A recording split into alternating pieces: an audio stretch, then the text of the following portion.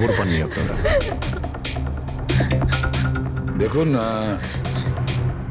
অথরিটিকে পুরো জিজ্ঞাসাবাদ করেছি, আর ওরা বলেছে যে প্লেনে কোনো টেকনিক্যাল প্রবলেম ছিল না। তাহলে আপনাদের এরকম কেন মনে হচ্ছে যে ওটা অ্যাক্সিডেন্ট ছিল না, ওটা প্লেন ক্র্যাশ ছিল না, বরং কেউ জেনে শুনে ওদেরকে খুন করেছে? ওনাকে অনেক দিন ধরে কেউ ফোন করে হুমকি দিচ্ছিল।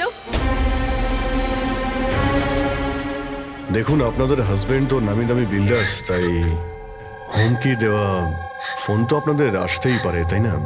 কিন্তু এক্স্যাক্টলি কি হয়েছিল বলুন তো আপনারা। হ্যাঁ, ওরা তিনজন সুরাট যাচ্ছিল কোনো জমি কিনতে, কিন্তু কিছু বিল্ডার্স ছিল যারা চাইতো না এই ডিলটা হোক। হ্যাঁ স্যার, কোটি টাকার ডিল ছিল। নিশ্চয়ই এই কাজ ওদের মধ্যে কারোর হবে। আচ্ছা, হুমকি দিয়ে কেউ ফোন করলো আর আপনারা পুলিশের কাছে কেন রিপোর্ট করেননি? স্যার, আমরা পুলিশের কাছে যেতে চেয়েছিলাম, তো আমাদের হাজবেন্ডরা আমাদের বাধা দিল। হ্যালো, কে বলছেন? খবরদার যদি ওই সুরাটের জমিটার ব্যাপারে ভেবেওছো তুমি, বুঝেছো? হুমকি দিচ্ছেন? হুমকি দিচ্ছেন আমাকে? হুমকি ভাবো তুমি। কাল সকাল 11টার সময় তোমার জীবনের শেষ নিঃশ্বাস নেবে তুমি। আপনার যা করার করে নিন, এই ডিল তো আমি করেই ছাড়বো। প্লেন ক্র্যাশও ঠিক 11টার সময় হয়েছিল স্যার। 11টা বেঁচে গেছে। এবার এই প্লেনটা পড়বে।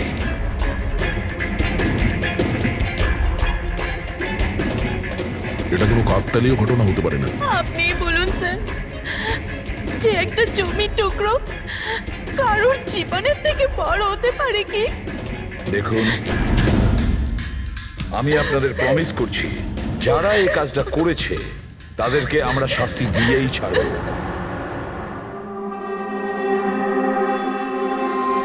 স্যার, আমাদের 5 বছর হয়ে গেছে এই কাজ করছি, আজ পর্যন্ত একটাও ভুল হয়নি। আমাদের কাজে ভুল হওয়ার কোনো সম্ভাবনাই নেই স্যার। যদি স্যার প্লেনে কোনো প্রবলেম থাকতো তাহলে আমরা ওটাকে উঠতে দিতাম না। তাহলে আপনাদের কথা অনুযায়ী প্লেনে কোনো প্রবলেম ছিল না? একদমই নয় স্যার। তাহলে প্লেনটা ক্র্যাশ হলো কি করে? হ্যাঁ, 4 জন মারা গিয়েছেন, কে দায়িত্ব নেবে তার? স্যার, আমি নিজেই খুব অবাক হয়েছি যে এটা ঘটলো কি করে। ফ্লাইট রেকর্ডার জানেন তো আপনারা, যাকে আমরা ব্ল্যাক বক্স বলি, সেখানেও সবকিছু নর্মাল দেখাচ্ছে। নর্মাল বললে কাজ চলবে না, সব কিছু ডিটেলে বলুন, শুরু থেকে, টেক অফ হওয়ার আগে থেকে কি হয়েছিল? আমরা পুরো প্লেন চেক করে পাইলটকে হ্যান্ডওভার করে দিয়েছিলাম। তারপরে ওই 3 বিজনেসম্যান প্লেনে করে সুরাটের দিকে রওনা দিল।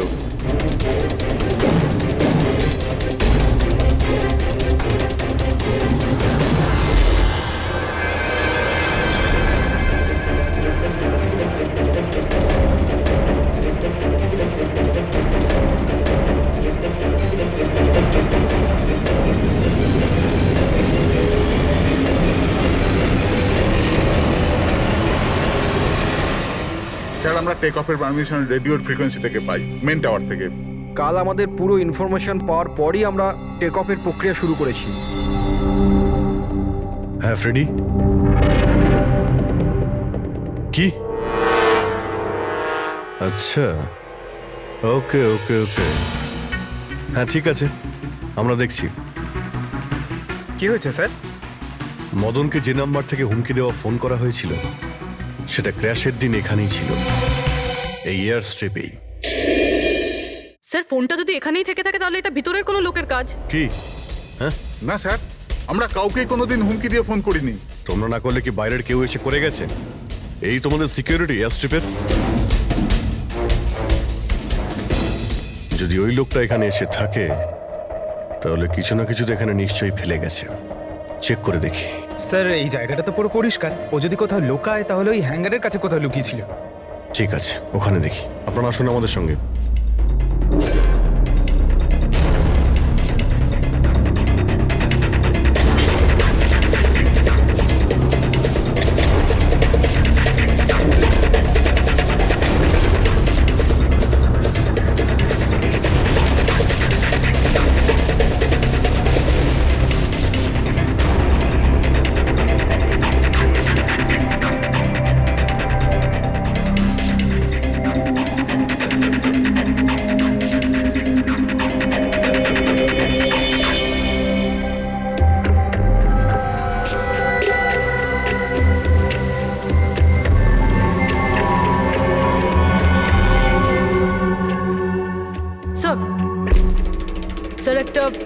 ভাঙা ফোন পেয়েছি।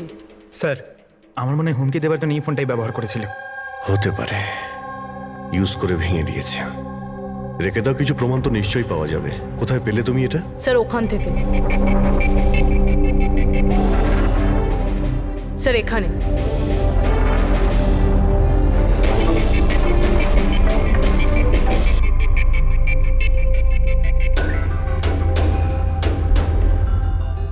স্যার এই দেখুন, এখানে কানের মতো কিছু একটা দেখা যাচ্ছে। হ্যাঁ, তুমি তো ঠিকই বলেছ। ফোনটাও এখানে পাওয়া গেল, আর এই চিহ্ন। এমনটা নয় তো যে ওই অপরাধী এখানে হেলান দিয়ে ফোনে কথা বলছিল আর আমাদের জন্য ও প্রমাণ রেখে গেছে এখানে। একটা কাজ করো, এর ছবি তুলে নাও। স্যার কানের চিহ্ন দিয়ে কিছু বোঝা যাবে? আরে কিছু না কিছু তো পাওয়া যাবে। ডক্টর সালুকাকে দেব, উনি শিওর কিছু করবেন।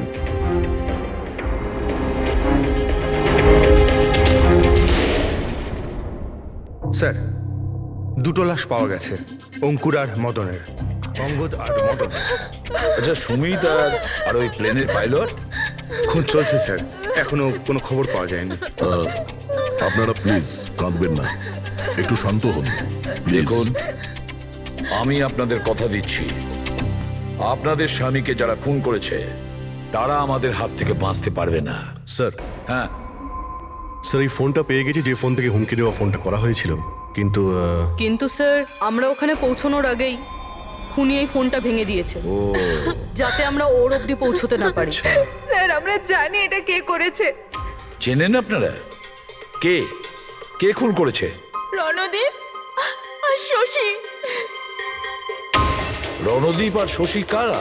হ্যাঁ স্যার এই দুজন বিল্ডার্স, এরা চাইতো না যে আমাদের তিনজনের স্বামী এই ডিলটা করুক।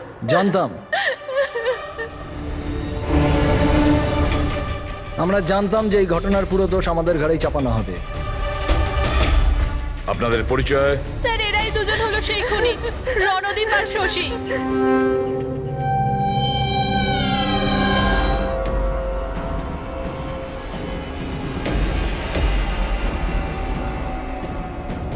জানি না এই মহিলাদের আমাদের সঙ্গে কি শত্রুতা আছে, যাই হোক না কেন আমাদের উপরই সবসময় দোষারোপ। আর আগেও একবার এরা আমাদের মিথ্যে অভিযোগে গ্রেফতার করিয়েছিল। আচ্ছা, কোন অপরাধে গ্রেফতার করিয়েছিল আপনাদের? আমাদেরও একটু বলুন। স্যার প্রথমবার যখন অঙ্কুরকে কল করে হুমকি দিয়েছিল, তো আমি পুলিশে রিপোর্ট লিখিয়েছিলাম এই রণদীপের বিরুদ্ধে। আর পুলিশ আমাকে গ্রেফতারও করেছিল, কিন্তু পরে আমি নির্দোষ প্রমাণিত হই। হ্যাঁ স্যার, আসলে ওই হুমকি দেওয়া ফোন ওই গ্রামবাসীদের ছিল যাদের জমি এরা নিতে চেয়েছিল। হ্যাঁ, ওই গ্রামের লোকগুলো তো এখনো জেলেই আছে। তো এই বাজে কাজটা তোমরা ছাড়া আর কে করতে পারে? দেখলেন স্যার, আবার আমাদের ওপর অভিযোগ। যদি আমরাই হামলা করে থাকি তাহলে সিআইডির কাছে আমরা কেন আসবো? কোনো ব্যাপার না, খুব তাড়াতাড়ি সমস্ত সমস্যার সমাধান হয়ে যাবে। হ্যাঁ, কারণ আমরা ওখানে অপরাধীর কানের চিহ্ন পেয়েছি। আর ব্যাস, সেটা থেকে তো আমরা পুরোটা জেনেই যাব যে খুনি কে। এই দেওয়ালে যে কাঁচা রং ছিল, ওখানে এই যে কানের ছাপটা দেখা যাচ্ছে, এই কানের ছাপটা দেখো। কিছু দেখতে পাচ্ছ এতে? ওই কানের প্রিন্টে স্টারের মতন দেখতে কিছু ইমপ্রিন্ট আছে। আরো একটা কথা, এই যে অপরাধী, এ সমুদ্রের আশেপাশে থাকে। এইটা কিভাবে জানতে পারলেন স্যার?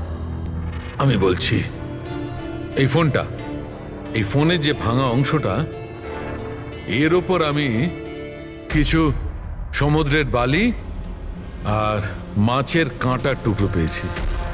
আচ্ছা আচ্ছা, তো যখন ওই লোকটা তার জুতো দিয়ে ফোনটা ভেঙেছিল, তখন ওই বালি আর ওই মাছের কাঁটা জুতো থেকে বের হয়ে ফোনের মধ্যে চলে আসে। জুতোয় বালি আর এই তো মাছের মাথা কাঁটা। খুলেছে। হতে পারে ওই লোকটা ফিশ মার্কেটের আশেপাশে থাকে। এখানে তো দুটো ফিশ মার্কেট আছে, একটা ভার্সোভা জেটিতে আর একটা মাড আইল্যান্ডে। ব্যাস, তাহলে আমাদের কাজ হয়ে গেছে। এই দুটো ফিশ মার্কেটে গিয়ে খোঁজ নাও, আর দেখো এমন কেউ আছে যে কানের মধ্যে স্টারের শেপের ইয়াররিং পড়েছে।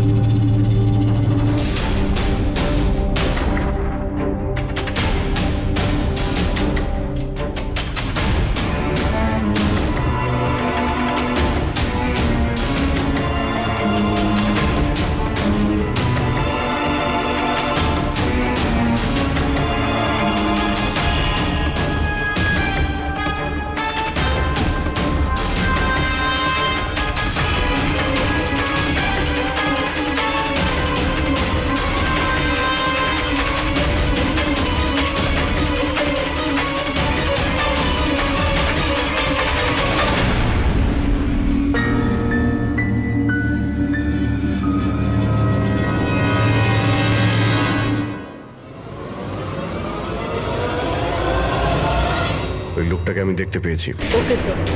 সবাই চলে এসো। Okay sir.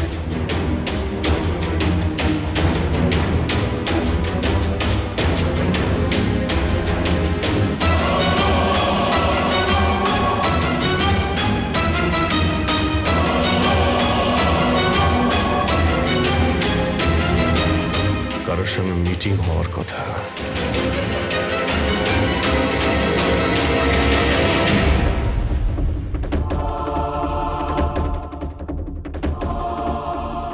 এই লোকটা কে চিনতে পারছি না তো।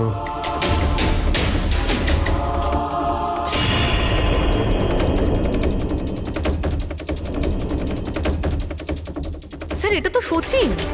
এয়ারপোর্ট অথরিটিজ মরে যাওয়া পাইলটদের লিস্টে এর ছবি দেখিয়েছিল। এই পাইলটটা সচিন, এই সচিন বেঁচে আছে? স্যার ও যদি প্লেন ক্র্যাশে মারা না যায় তাহলে এই এখানে লুকিয়ে কি করছে? তাই তো, সামনে আসছে না কেন? চলো গিয়ে জিজ্ঞাসা করি।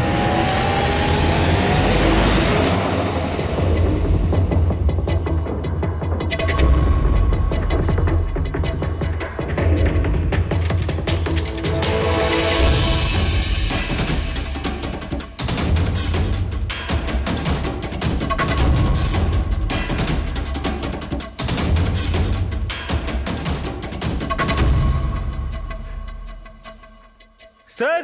হ্যাঁ,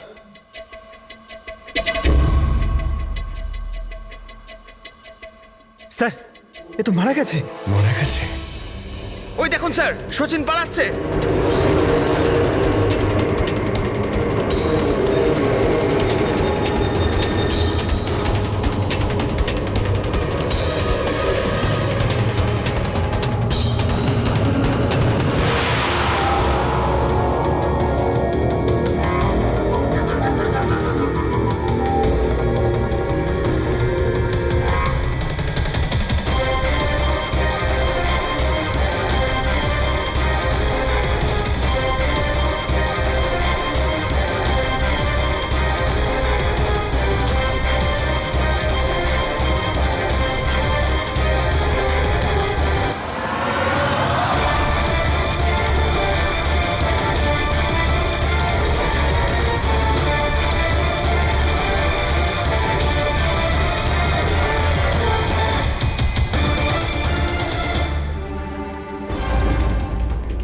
স্যার ওই লোকটা মনে হয় এমন কিছু রহস্য জানতো যেটা সচিন চাইতো না আমরা জানতে পারি, আর হয়তো সেই জন্যই ওকে মেরে ফেললো।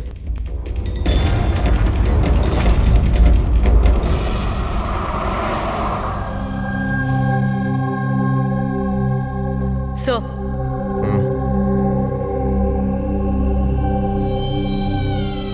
কি জিজ্ঞেস করতে চান আপনি আমাকে? আপনার হাজবেন্ড সচিনের ব্যাপারে। আপনি কি বলতে পারবেন ও কোথায় আছে? এটা কিরকম প্রশ্ন ইন্সপেক্টর? আপনারা তো জানেন কিছুদিন আগে একটা প্লেন ক্র্যাশে। আগে না, সচিন বেঁচে আছে। বেঁচে আছে? আগে হ্যাঁ।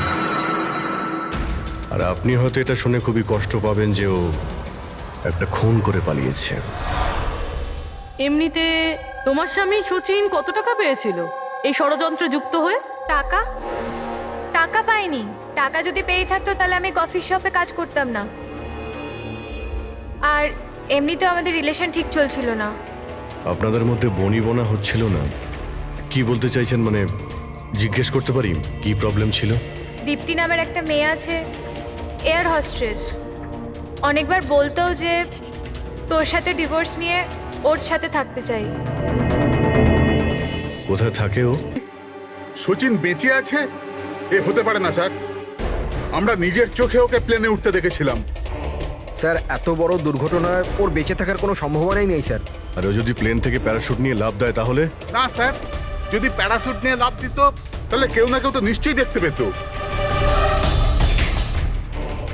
আমরা কিছু মিস করে যাচ্ছি না তো? কি একটু আগে তুমি কি বললে? কি মিস করেছো? না না স্যার, কিছু না। তোমাদের অ্যাপিয়ারেন্স বলছে যে তোমরা কিছু লুকোচ্ছ, তাই তো? কি ব্যাপার বলো, বলো তাড়াতাড়ি। সরি স্যার, আমরা ওই ছোট একটা ভুল করে ফেলেছিলাম। কিরকম ভুল? স্যার যখন প্লেন টেক অফ করেছিল আমরা ওখানে ছিলামই না। আপনারা এত বড় ভুল কি করে করতে পারেন?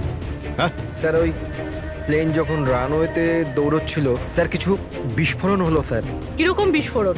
স্যার কেউ একজন চকলেট বোম ফাটিয়েছিল, তো আমরা ওইটাই দেখতে গিয়েছিলাম যে কোথাও কিছু হয়নি তো। আরে এটা তো চকলেট বোম। আর স্যার যখন আমরা ফিরে এলাম তখন দেখলাম যে প্লেন উড়ে গেছিল স্যার। এটা ওই দাড়িওয়ালারই কাজ হবে স্যার। ওদের কনসেন্ট্রেশন নষ্ট করার জন্য। হ্যাঁ, কিন্তু অভিজিৎ, কেন? কিসের মোটিভ থাকতে পারে ওদের কনসেন্ট্রেশন ব্রেক করার জন্য? কিছু না কিছু তো গোলমাল আছে অভিজিৎ। আচ্ছা, যখন বোমটা ব্লাস্ট হয় তখন প্লেনটা বায়ুস্তরের কোন জায়গা ছিল? ওখানে গিয়ে দেখাও। আসুন স্যার, চলো দেখাও। আসুন।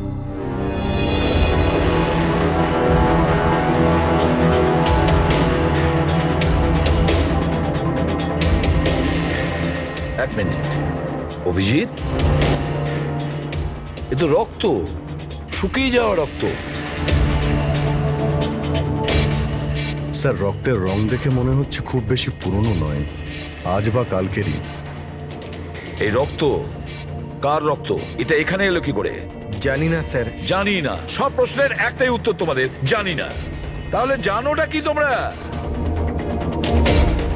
স্যার এয়ারস্ট্রিপের রক্ত মানে কিছু না কিছু হয়েছিল এখানে। এটা তো পরিষ্কার, কিন্তু কি হতে পারে? আর এই রক্ত, এটা কার রক্ত?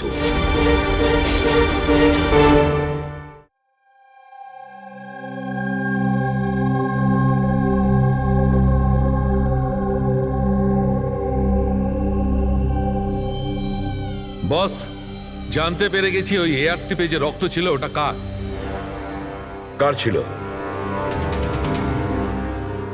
এর পাইলট সচিনের।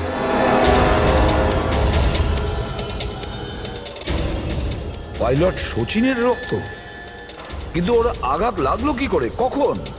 স্যার যখন আমরা ওকে জেটিতে দেখেছিলাম তখনও একটা স্লিং ব্যান্ডেজ পড়েছিল, আর ওর হাতে ব্যান্ডেজও বাঁধা ছিল।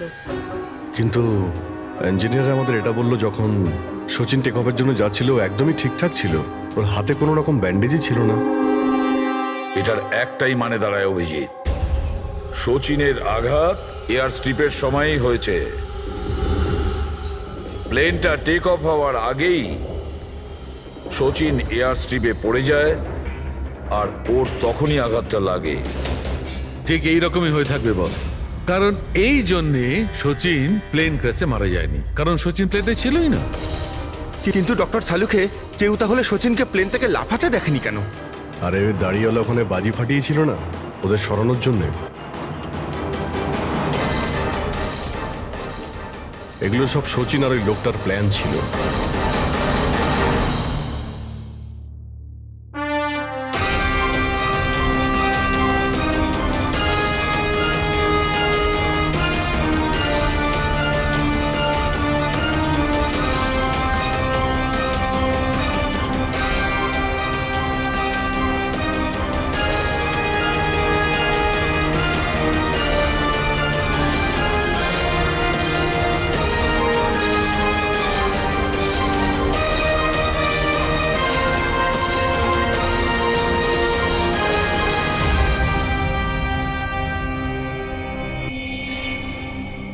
Hello, okay, thank you sir. সচিনের ওই গার্লফ্রেন্ড দীপ্তি যে সিঙ্গাপুরে থাকে, ওর নাম্বার পেয়ে গেছি। সচিন কি হয়েছে ওর? ও ঠিক আছে তো? দীপ্তি, একটা কথা বলো, শেষবারের মতন সচিনের সঙ্গে তুমি কবে কথা বলেছিলে? 2 দিন আগে। 2 দিন আগে? কিন্তু সচিনের ওয়াইফ তো আমাদের বলেছে তোমাদের দুজনের সম্পর্ক ভেঙে গেছে। না, হয়তো ওর বউকে এটা বলেনি যে ও আমার সাথে মিট করতে সিঙ্গাপুরে আসছে। আচ্ছা, সচিনের কবে আসার কথা সিঙ্গাপুরে? 1 সপ্তাহ বাদে। ও,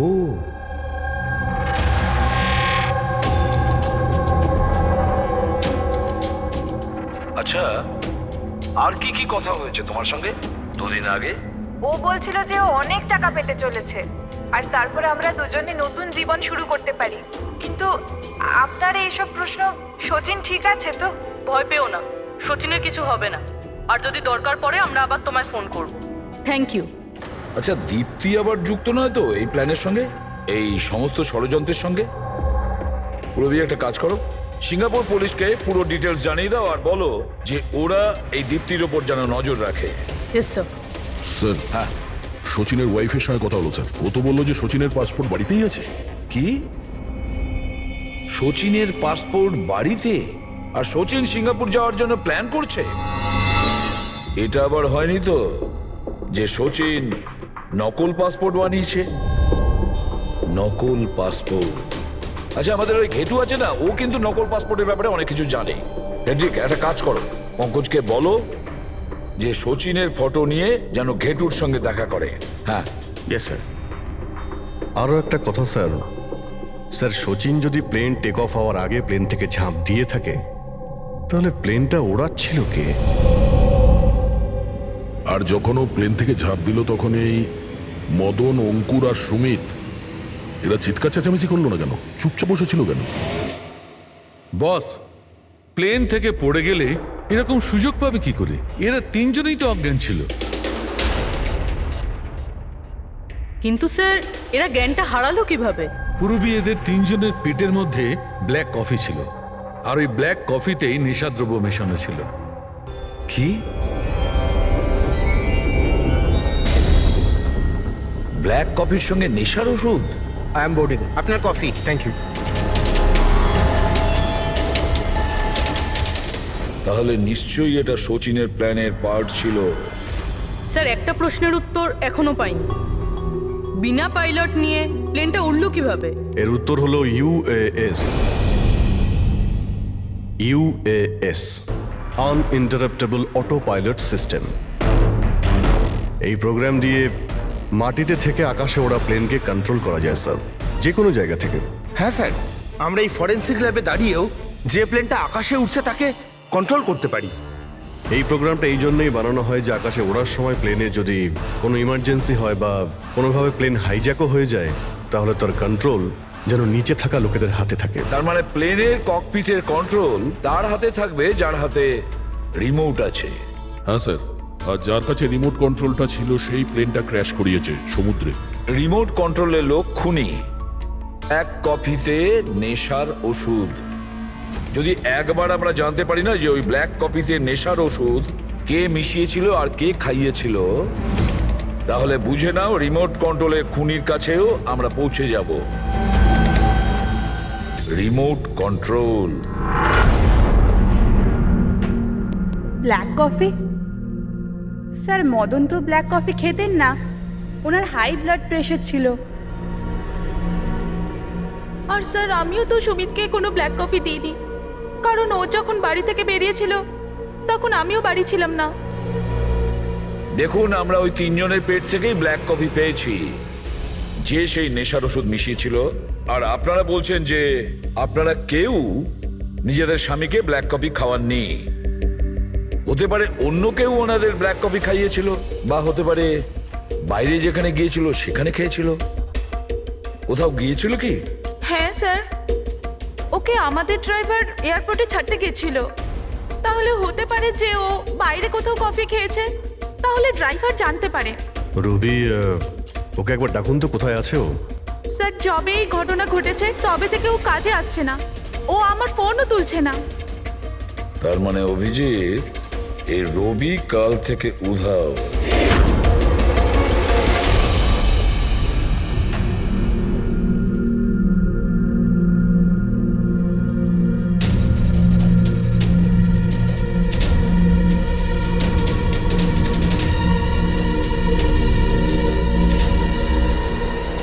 সরিয়ান প্লিজ, একটু দেখি তো কি হয়েছে এখানে। দেখুন স্যার, এখানে খুব গন্ধ আসছে, আর এক্ষুনি পুলিশকে ফোন করেছিলাম কিন্তু এখনো কেউ আসেনি। আমরা সিআইডি থেকে।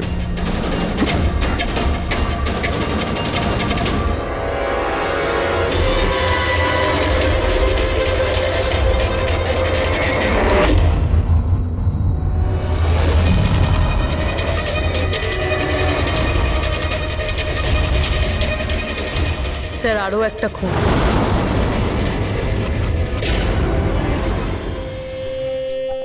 চলে আয়, জাস্ট ফলো মি।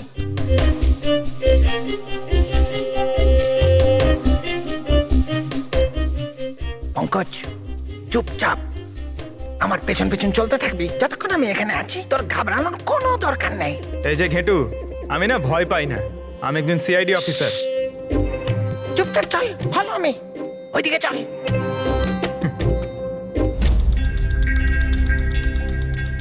চলে আয়, পঙ্কজ।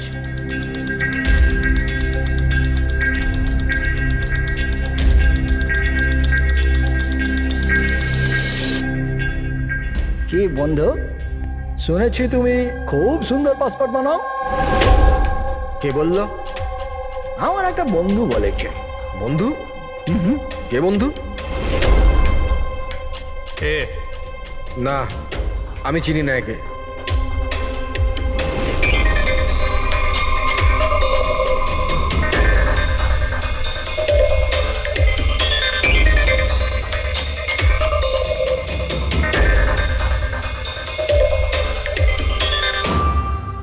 এ তোমার বন্ধু? তোমার কোনো সন্দেহ আছে? খুব ভালো করে চিনি আমি একে। এর পাসপোর্টও রেডি হয়ে পড়ে আছে আমার কাছে। আরে বাহ, তাহলে তো আমারও পাসপোর্ট হয়ে যাবে, তাই না? হয়ে যাবে, কিন্তু 2টো পেটি লাগবে। আরে দেবো তো 2 পেটি। বলো না কি চাই, আম চাই না 2 পেটি আপেল চাই, বলো কি চাই। এ শালা, 2 পেটি মানে 2 লাখ। 2 লাখ? 2 লাখ। চল এটা বল, তোর নাম কি লিখবো পাসপোর্টে? Sub inspector Pankaj, CID. CID? হ্যাঁ, সিআইডি। আরে আরে আরে, আমি কি করেছি তোমার? শুধু তোরই নয়, যত নকল পাসপোর্ট বানায় সব ধান্দা বন্ধ হয়ে গেছে। যে যে প্রশ্নগুলো আমি করব সব কটা সত্যি সত্যি উত্তর দিবি, না হলে 2 লাখ বার উঠবস করাবো, বুঝেছিস? জিজ্ঞেস করো কি করবার আছে। এ ওর নকল পাসপোর্ট নিতে কখন আসবে? জানি না। জানিস না? আজ সন্ধ্যেবেলা। দেখলে পঙ্কজ, খেঁচুর কামার। স্যার, রবির ঘর থেকে যে বোতলটা পাওয়া গেছে ওখানে ওই নেশার ওষুধটা আছে যেটা সালুমকে স্যার ব্ল্যাক কফিতে পেয়েছিল। ওই রবি ছাড়া আর কারোর আঙুলের ছাপ পেয়েছিলে ওই বটলে? হ্যাঁ স্যার, রণদ্বীপের।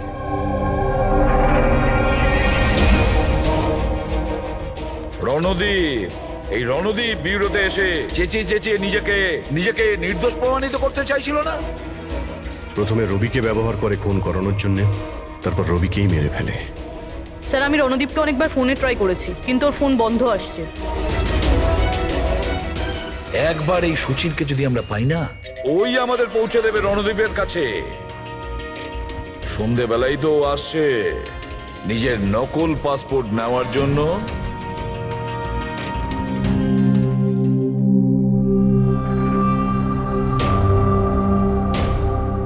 আমার পাসপোর্ট রেডি আছে? হ্যাঁ, তুমি এক কাজ করো, তোমার পাসপোর্ট ওর থেকে নিয়ে নাও, ওর কাছে আছে। আরে ভাই তাড়াতাড়ি করো, আমার কাছে বেশি সময় নেই। সত্যি বলেছিস তুই, তোর কাছে তো একদম সময় নেই। ব্যাস, এই ফটোটা চিপকে দি। এটা কি ধরনের মজা? মজা নয়, এটা সিআইডির উপহার। সিআইডি? বল, ওই প্লেন ক্র্যাশটা কি করে করেছিলি তুই?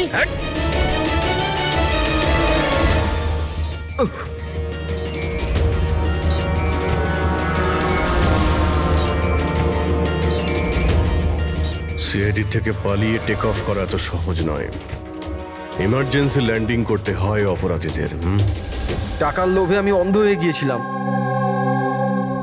এই কাজের জন্য আমায় 50 লাখ টাকা দেওয়া হয়েছিল, কিন্তু আমি জানতাম না যে স্যার ওরা মারা যাবে। তোকে টাকা কে দিয়েছিল সেটা বল।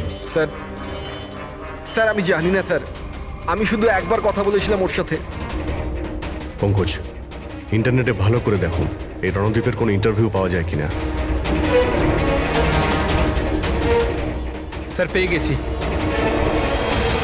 আমি আমার সাফল্যের সব কৃতিত্ব আমার কঠোর পরিশ্রম আর না হারা মনোভাবকে দেব। এই পৃথিবীতে কোনো কিছুই অসম্ভব না। আমি কোথায় ছিলাম আর কোথায় এসে পৌঁছেছিলাম। স্যার এটা ওনারই আওয়াজ স্যার, আই এম শিওর এটা ওনারই। গলার স্বর রণদ্বীপের আর ওই শিশিতে আঙুলের ছাপও রণদ্বীপের। রণদ্বীপ?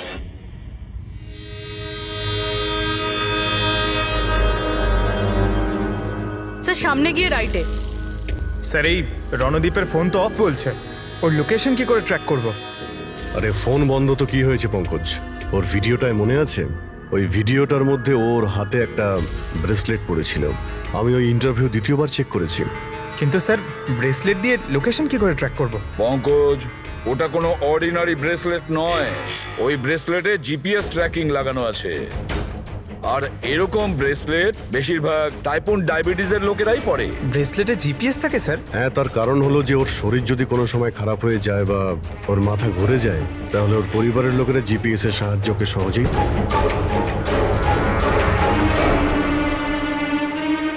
স্যার এখানেই কোথাও হবে, এইখানেই।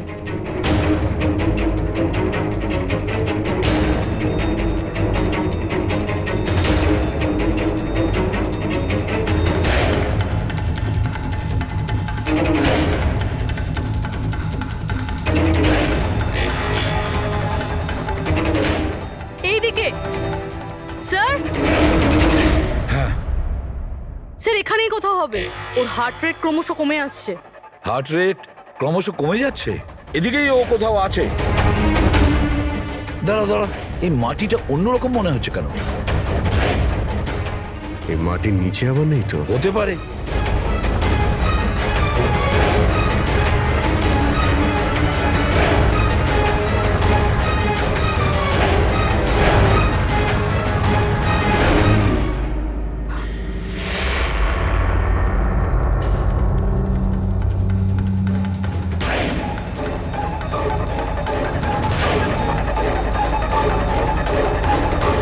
মাই গড, বেঁচে আছে? Sir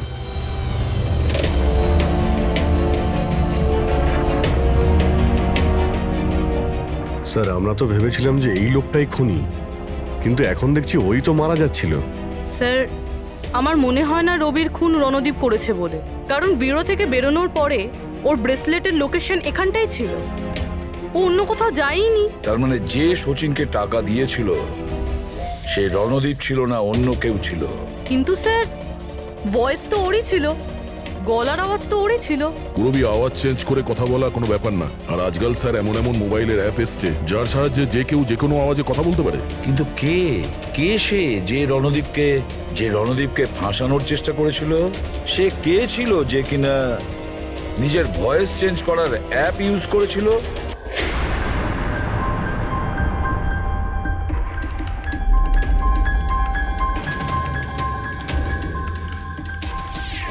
cheers. হ্যাঁ, চিয়ার্স চিয়ার্স। আসুন আসুন আসুন। অভিনন্দন আপনাকে। অভিনন্দন? কিসের জন্য? ওই অ্যাপের জন্য। ওই অ্যাপ যেটা আপনাদের কোম্পানি বানিয়েছে, যেটা দিয়ে যে কোনো মানুষ তার নিজের ভয়েস চেঞ্জ করতে পারে। মানে? হ্যাঁ, একবার শুনবেন? তোমাকে তোমার অপরাধের জন্য এবার জেলে যেতে হবে। তোমার অপরাধের জন্য এবার জেলে যেতে হবে। এটা কি ধরনের মজা? এটা মজা নয়। এই ডিভাইস দিয়েই তুমি রণদীপকে ফাঁসানোর চেষ্টা করেছিলে, তাই না? পুরবি, অ্যারেস্ট করো একে। চলুন ম্যাডাম।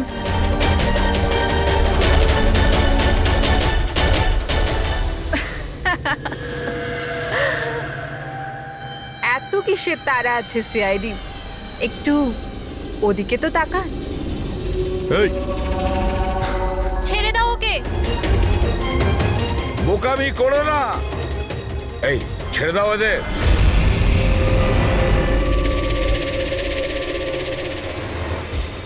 মাই গড, তাড়াতাড়ি ওঠো।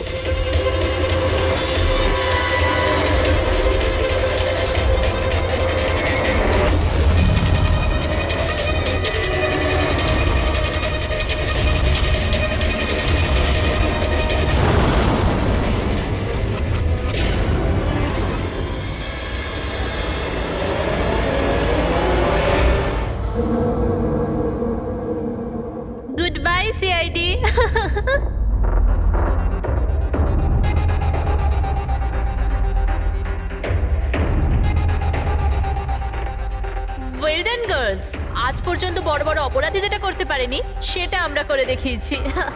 সিআইডি তো পাগল হয়ে গেছে মনে হয়। আরে ওসব তো ঠিক আছে, কিন্তু আমরা যাব কোথায়? অরিজিনাল প্ল্যান তো আমরা ভেস্তে ফেলেছি। ভেবে দেখি, কোনো না কোনো রাস্তা তো পেয়েই যাব।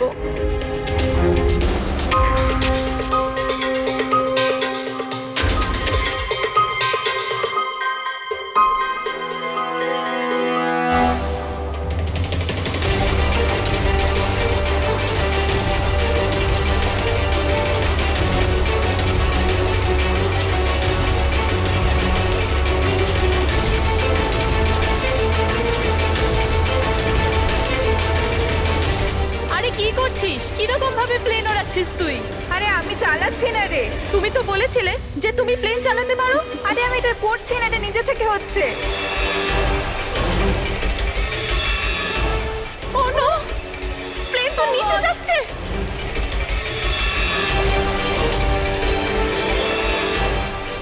মনে হচ্ছে আমাদের ইউএস টেকনোলজি কেউ জানতে পেরে গেছে নাকি? কিন্তু কি করে?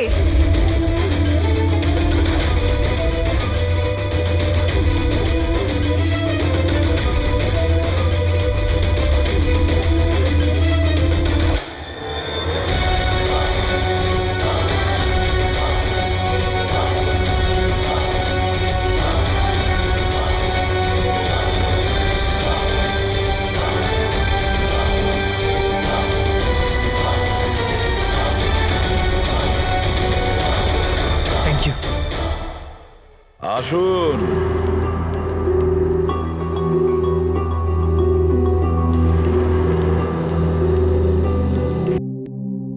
যে দেশে মহিলারা স্বামীর দীর্ঘ জীবনের জন্য ব্রত রাখেন, সেখানে আপনারা তিনজন মিলে আপনাদের স্বামীদের খুন করে দিলেন। নিশ্চয়ই কোনো উপযুক্ত কারণ ছিল এর। হ্যাঁ, কারণ ছিল। আমাদের হাজবেন্ডরাও ধোয়া তুলসী পাতা ছিল না। হ্যাঁ, লোকেদের কাছে তো এমন দেখাতো যে ওরা আমাদের খুব ভালোবাসে, কিন্তু বাড়িতে কিছু অন্য গল্প হতো। না আমরা কোনো ভালোবাসা পেলাম, আর না কোনো সম্মান। অঙ্কুর তো কতবার রিয়ার উপর হাতও তুলেছিল, হসপিটালেও ভর্তি হতে হয়েছিল ওকে। এই সব থেকে বিরক্ত হয়ে আমরা আমাদের স্বামীদের কল করে হুমকি দিচ্ছিলাম, আর ভাবলাম সুযোগ ভালো আছে, তাই আমরা ওদের মেরে ফেললাম।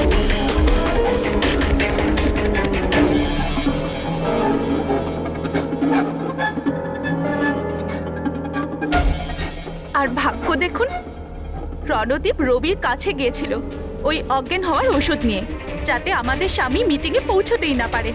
আর এই ব্যাপারটাও আমাদের কাজে লেগে গেল। তাহলে রবির সততার সুযোগ নিয়েছো তুমি। তারপরে তোমরা রণদীপকে মাটিতে পুঁতে দিয়েছিলেন, যাতে আমাদের মনে হয় ও অপরাধ করে পালিয়ে গেছে।